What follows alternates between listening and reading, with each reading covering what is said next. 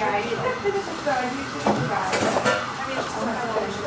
garlic, I do it until, no, but I will or something. Like, that's a lot. Yeah. And just to tell you how this session is going to go is we are going to present, I'm going to give a little bit of an overview just so you can get a flavor of how we do education here.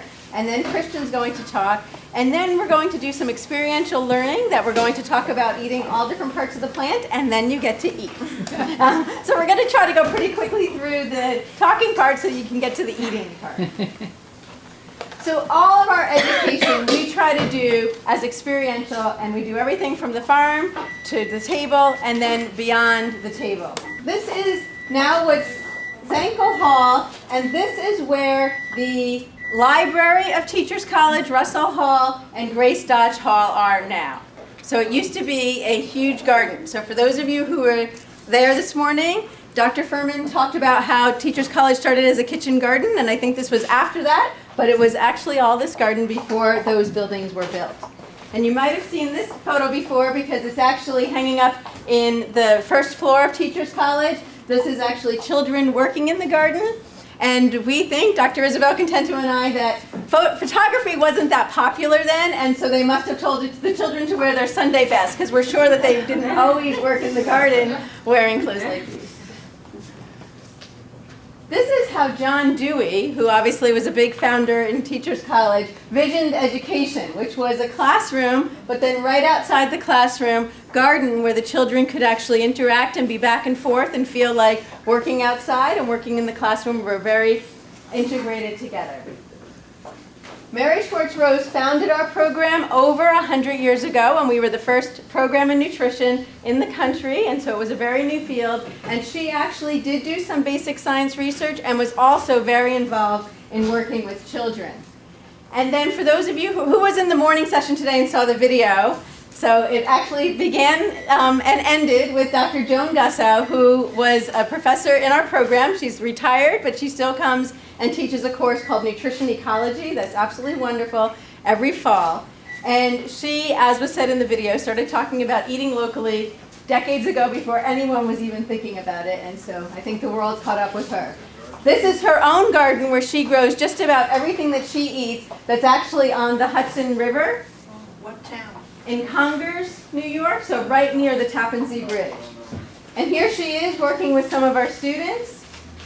And even in her floods, which her garden, since it's on the Hudson River, floods often. And so our students and others try to help her with her garden. Her garden actually got very damaged just over a year ago. I don't know if you remember, there was a very bad storm in the middle of March last year, and her garden got very damaged, and it's now been all repaired and reopened. And actually that was large thanks to the Stone Barn Center for Agriculture that's up in the Terrytown area.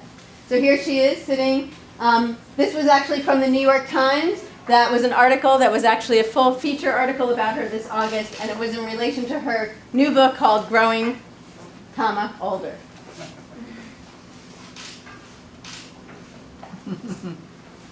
And we've also worked with a lot of organizations to try to promote local eating, a lot to Joan. This is actually the organization Just Food, runs all of the community-supported agriculture, whereas when you buy a share on the farm at the beginning of the growing season and you get the vegetables at the end of the season. And this was in our cafeteria. We had a local food festival as part of that conference last year.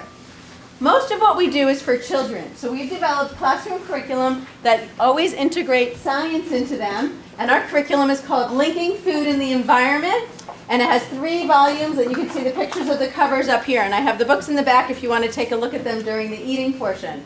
This was all funded by the National Institutes of Health through a part of it called Science Education Partnership Award. Since it's science, we try to guide students through the process of learning. So they first, with any topic we do, question what they're learning, and then they do some hands-on experiments to learn more about it.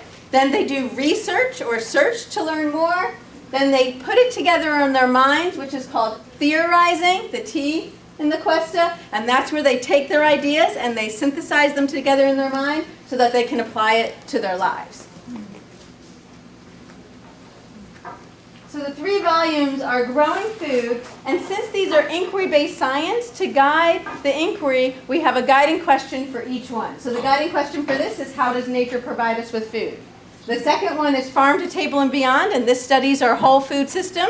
So for those of you who were in the session before that we talked about Food Works, which is Christine Quinn's policy on changing the food system to make it more sustainable for health, for economics, and for the environment, we teach all about the food system in here. And the question that they explore is, what is the system that gets food from farm to table, and how does that system affect the environment?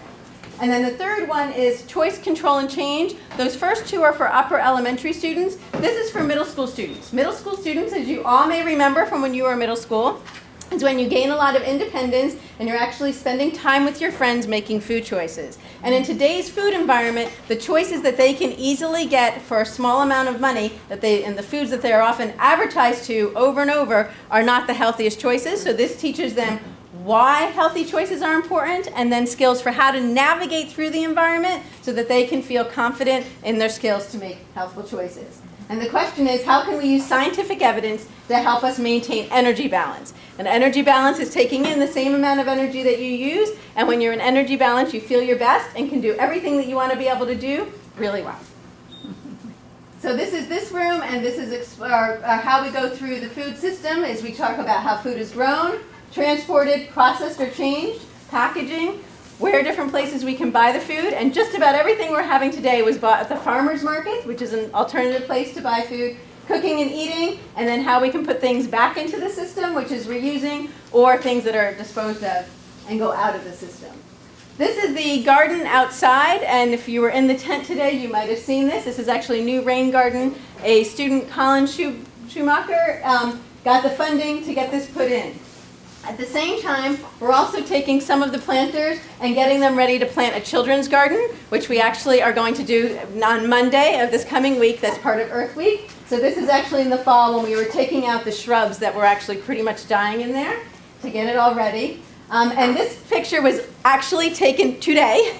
So those chairs are where we're outside for today. And this is how it looks now, and then we will start planting. And some of the plants that are growing in the back there are getting ready to get planted outside in this garden, and the children that come here can then go out there. And so we do a lot in this classroom with cooking. This was a program called the Kids Cook Monday, where families came and cooked and ate together here in the fall. And this was a group of kindergarten students from a school on the Upper West Side who came here for an all-day field trip, and it just so happened that somebody who was doing a fundraiser for Manhattan Borough President Scott Stringer, who also is a big promoter of food, wanted the food cooked by children. So this group of kindergarten students, you can see they're very eager looking, actually cooked the food for this event for Scott Stringer. That was on the Upper East Side, and we brought the food over. And then this is part of the Office of School and Community Partnerships at Teachers College. We have students that are part of the Harlem Ivy after-school program in this classroom 4 days a week. Usually it doesn't have chairs like this. It usually has a lot of tables that were put out in the hallway for this presentation today. And the children are in here. They learn all about the food system and cook every time they come. So here are some children making wontons. And more of the wontons. Helping with the plants in the garden back there, and doing activities. We also worked with a program called Studio in a School, which was a partnership with Green Market as well. And in this program, students got to taste food from the farmer's market, and then from being inspired from having those foods, they created art about the food. And so these are just some of the examples that are on the website. It's called Art and Healthy Living.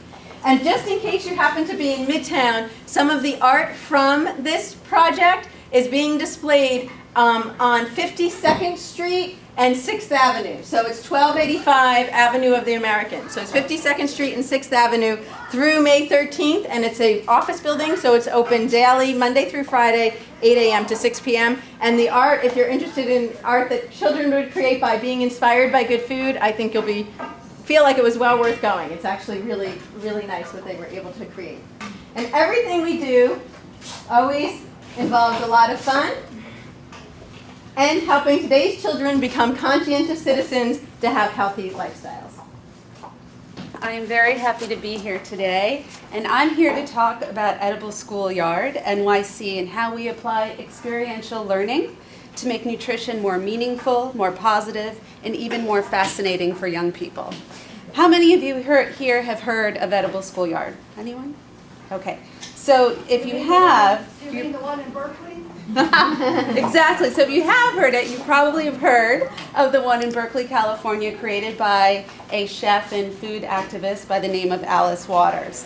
Well, Edible Schoolyard has come to New York City, Isabel, and with its own distinct New York twist. Because we all know there's no other place like New York. And I'm very happy to call it home, but let's admit we do have our challenges here in New York. Here in New York City, close to 50% of our public school students are either overweight or obese. It is cheaper and easier to get chicken nuggets, fries, and a soda than fresh, organic, locally grown produce. Also in New York City and across the country, we spend less than $1 to feed our children a so-called healthy school lunch. And to top it all off, some very effective marketers spend more than $5 billion a year selling junk food to our children. How in the world can parents stand up against such an onslaught? Now, think about the chances of an 8 or 10-year-old has in making wise food choices. Well, experiential learning definitely can help. Kitchen and garden education must become part of the public school experience. If we don't give our children a real understanding of where their food comes from and the importance of eating fresh vegetables along with guaranteed access to them, they will not have the skills and tools they need to make healthy food choices and develop healthy eating habits, which means that the deadly cycle of obesity continues. At Edible Schoolyard, we believe that unless we give equal emphasis to eating, reading, writing, and arithmetic, that we are failing our children by depriving them of the tools they need to lead healthy, productive lives. And so we partner with public schools to build school gardens and kitchen classrooms to engage children in learning that provides them with the knowledge, skills, and environment to change the way they eat for life. So now we can take a look at our first site, Edible Schoolyard site at PS 216 in Brooklyn. And we pulled up last August a half acre of asphalt in the middle of, as I said, Gravesend, Brooklyn. And I have to tell you, a half acre in the middle of Gravesend, Brooklyn, which has the second least amount of green space in the city, is really a very powerful program to be a part of. You can keep going, Pam. So, and below, I just put some quotes in here of some of the comments that our wonderful children make about this garden. So despite the fact that iceberg lettuce, frozen potatoes, mostly French fries, and potato chips currently make up a third of all of the vegetables in the daily American food supply, our students at Edible Schoolyard in New York are eating fresh collards, kale, beans, squash, tatsoi, spinach, and loving them all. And I don't know if you remember, if any of you are here this morning when Chancellor Walcott spoke, but he was talking about the impact that his teachers had on his life. And he could remember all of the teachers that he had, if you remember. When we talk to students who've graduated from an Edible Schoolyard program, Edible Schoolyard in California has been in place for over 15 years.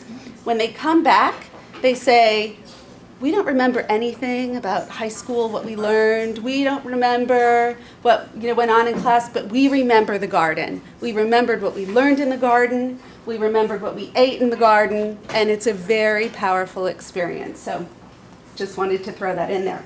And our founder, Alice Waters, says, every child needs to learn how to cook, how to cultivate a garden, and be able to put their hands in the earth. It's that simple.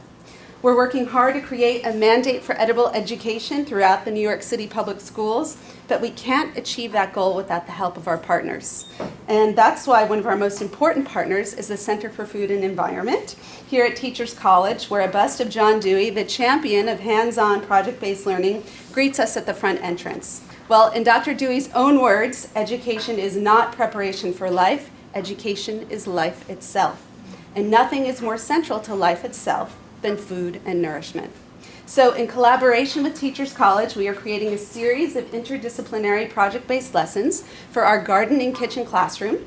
Each of our lessons supports at least one of the Common Core standards in math and ELA, and or one of the New York State standards in science. And as part of this exciting collaboration, Teachers College will be measuring and evaluating our Edible Schoolyard NYC program, collecting data that will demonstrate how Edible Schoolyard NYC impacts the health of our children, proving what we know this program can do. empower children with the knowledge, skills, and environment to make healthy food choices for themselves and for the planet. It's a thrill to work with the best, and I'm constantly inspired by Pam and everyone in the Nutrition Education Department here, as they help us succeed in providing an edible education to all of New York City's public school children. So thank you, Pam, and thank you to all of you for your interest in Edible Schoolyard.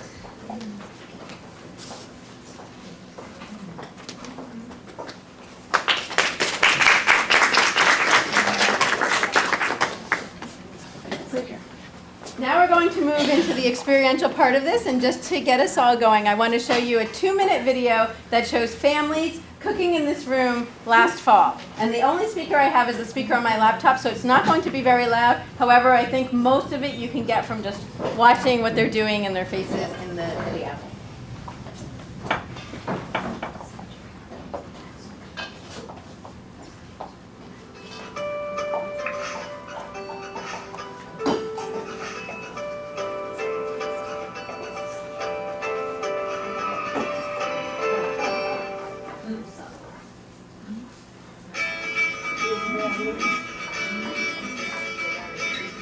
We wanted to explore options for parents to learn more about plant-based diet for their children, at least once a week. And that's where the Kids Cook Monday comes in. Because the first week we made vegetable burritos. In week 2, we focus on whole grains.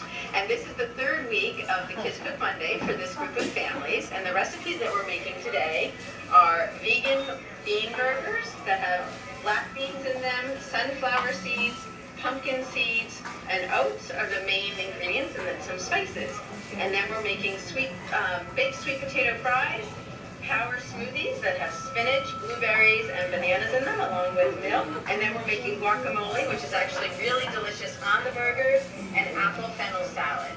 This is a pilot program. We wanted to find out, first of all, could we interest families in coming in?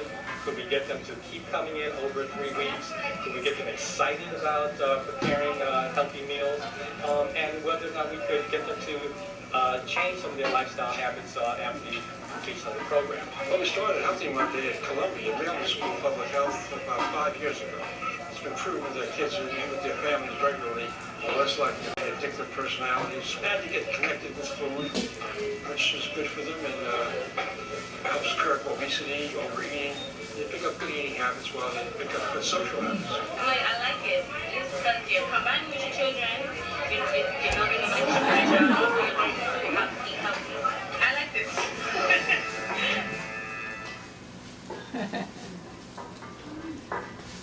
Okay.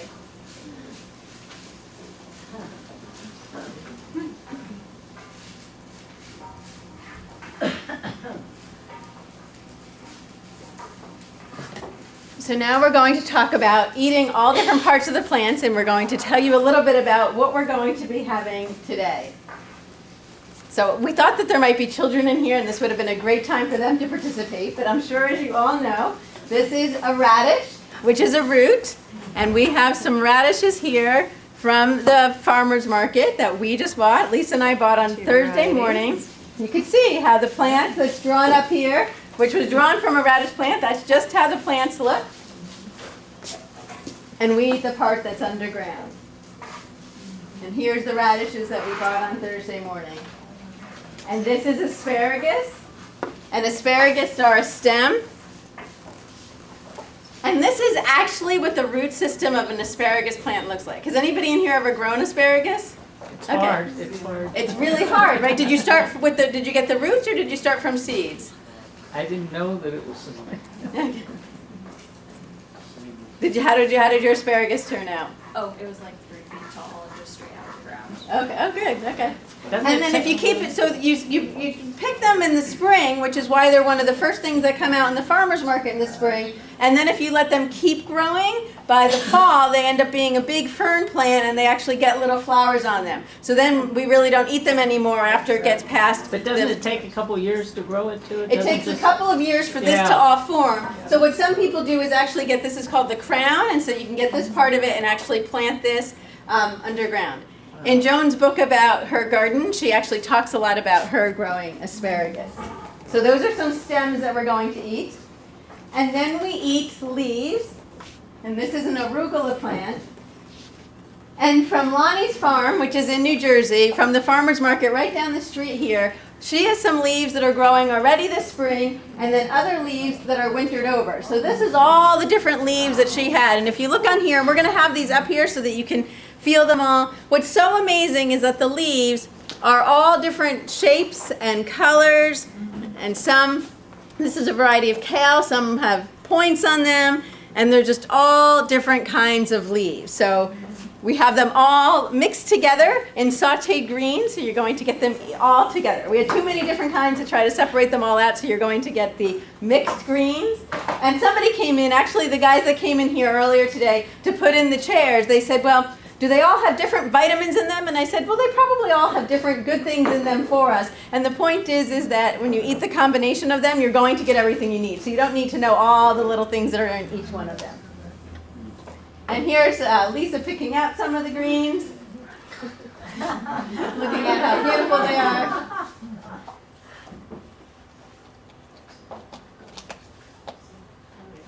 And this is the broccoli rabe. So this broccoli rabe, which will be in the mixed green, is overwintered, which means that it comes out at the beginning of spring. And basically, it's been in the ground all winter, and then once it comes up again, you can use it. Yeah, there it is. Christian can hold it up. And it's sweet, mild, and very meaty. So you can try that out. It will be mixed in with all the other greens. And here's some of the Swiss chards. And then next we eat flowers. So this is broccoli, and it's really too early in the season for broccoli to actually be there. That'll come later in the season. But this is actually from the plants that you have. It's a little bit blurry, but that's the beginning of the flowers.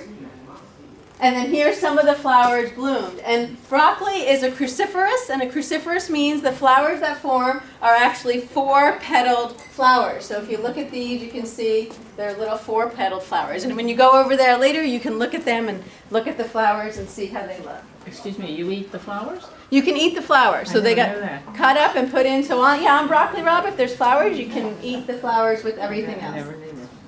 And this is cucumber, which is the fruit of the plant because it has seeds in it. And we have a little bit, we have cucumbers here, and we can cut that one up too because we don't have too many cucumbers, so you can try some cucumbers. So these are cucumbers that are very fresh and from the beginning of the season. Here they were at the farmer's market. And then in addition, we also are having as fruit today apples. And we have lots and lots of apples. As you probably all know, New York is the second largest apple grower in the United States, second only to Washington State. And we have many, many, many varieties of apples. So we can celebrate all the different apples we have.